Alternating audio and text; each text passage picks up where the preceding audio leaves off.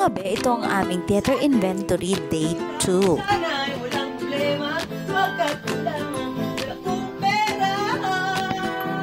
Hello, dito. Nag-video na lang. Nag-video na lang kami. Video na lang tayo. Kasalukuyan namin rest time ngayon, kaya nagbabanding moment muna dahil sa dami ng aming kailangang inventory. So ngayon, ang una naming i-inventory ay ang aming mga costumes. Nako-organize ang aming mga costume and props sa isang Durabox. Pero nagkagulo-gulo na yan dahil nagkahalo-halo na ang mga costume and props. So hindi na namin ma-identify kung nasaan na ang aming mga gamit. Kaya kailangan na talaga namin mag-inventory after 4 years. Din, ha? Pagsama-samahin nyo muna. Kailangan talaga muna naming mag-segregate ng mga gamit. Mahirap pag tinitingnan pero enjoy lang din namin ang aming process. Hindi lang namin ito basta sinegregate. Ito rin ay aming dinodocument katulad ng pagpicture at paglista ng mga items. Mahabang proseso siya pero sulit naman dahil madali na naming nakikita ang aming mga gamit.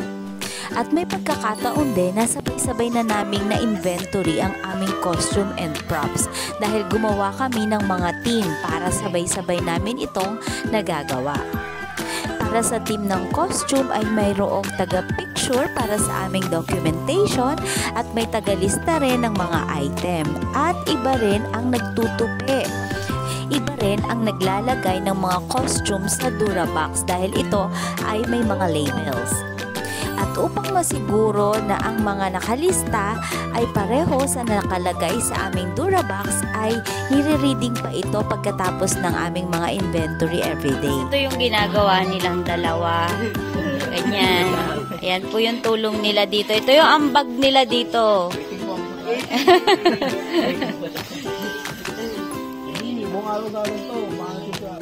Ito yung aming Durabox. Sa loob ng Durabox ay naka-plastic pa iyan at may kanya-kanya pang mga labels.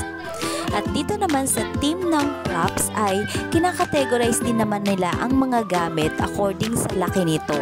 At ganun din, dinodocument din ito, pinipicture, and may tagalagay din sa aming Durabox.